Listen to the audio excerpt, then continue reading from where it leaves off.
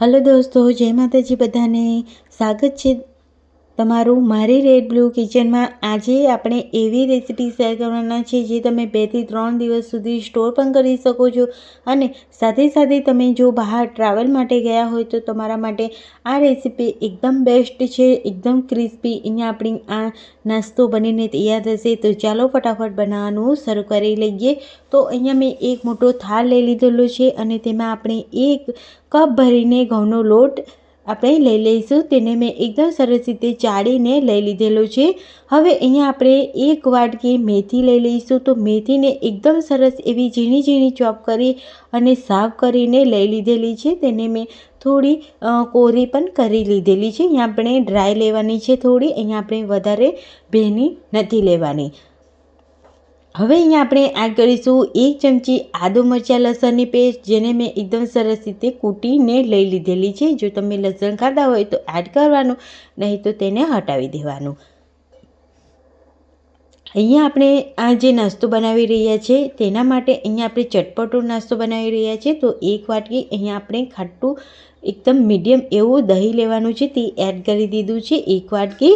1 ચમચી અહીંયા આપણે તલ એડ કરીશું, 1 ચમચી કાળી મરીનો પાવડર, 1 ચમચી અહીંયા આપણે એડ કરીશું હળદર પાવડર. અહીંયા આપણે જે બેઝિક મસાલા હોય છે તે જ અહીંયા આપણે લેવાના છે, કોઈ વધારાના મસાલા લેવાના નથી અને આ નાસ્તો બનીને તૈયાર થઈ જાય છે.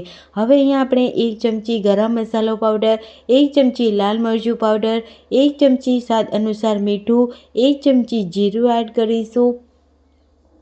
અને અહીંયા આપણે વધારે દહીં એડ કરેલું છે તેને બેલેન્સ કરવા માટે અહીંયા આપણે એડ કરીશું 1 ચમચી ખાંડ.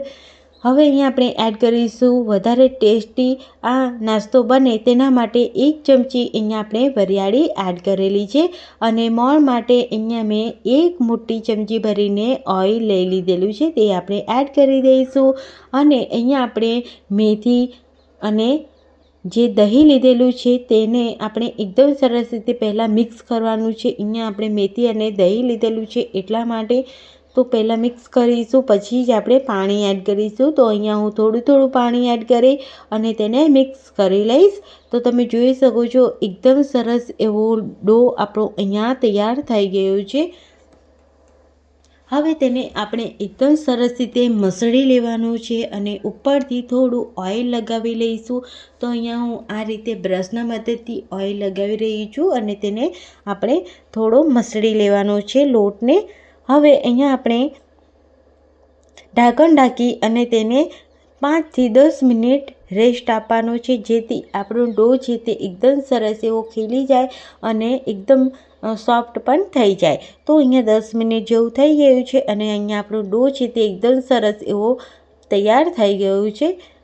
હવે અહીંયા આપણે તેનો નાના લુવા પાડી લઈશું આ રીતના. તો તમે જુઓ અહીંયા હું આ મીડિયમ એવા નાના લુવા કરી રહી છું. હવે અહીંયા આપણે પાટલી લઈ લઈશું અને થોડું અહીંયા પાટલી પર તેલ ગ્રીસ કરી લઈશું અને વેલણ પર પણ આપણે તેલને આપણે ગ્રીસ કરી લેવાનું છે. અહીંયા આપણે કોરો લોટ નથી છાંટવાનો અને આપણે એ જ રીતે તેલના મદદથી અહીંયા આપણે પૂરીને વણી લેવાની છે.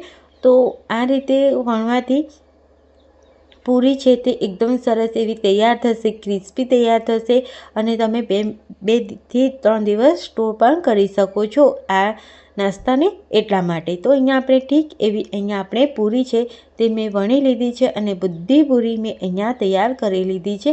તો અહીંયા વિન્ટર સ્પેશિયલ અહીંયા આપણે આ મેથીની પૂરી આપણે તૈયાર કરેલી છે. તો તમે આ રીતે એક વખત બનાવી શકો છો, બહુ જ મસ્ત છે. તમે ટ્રાવેલ માટે બહાર જતા હોય તો તમે આ પૂરી એક વખત જરૂરથી બનાવી અને તમે એન્જોય કરી શકો છો. આ પૂરીને તમે અથાણા સાથે, ચટણી સાથે, ટમેટો કેચઅપ સાથે સર્વ કરો, બહુ જ મસ્ત છે.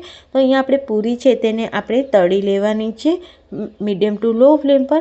અને મેં અહીંયા તમે જુઓ તો અહીંયા મેં બધી જ એકદમ સરસ એવી રીતે બધી પૂરીને મેં તળી લીધી છે. એકદમ સરસ એવી, એટલી સરસ એવી લાગી રહી છે, બહુ જ મસ્ત લાગી રહી છે.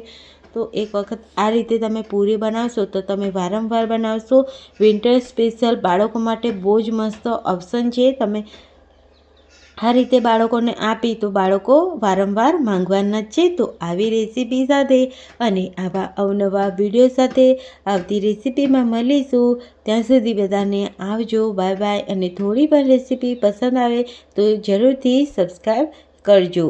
Bye bye.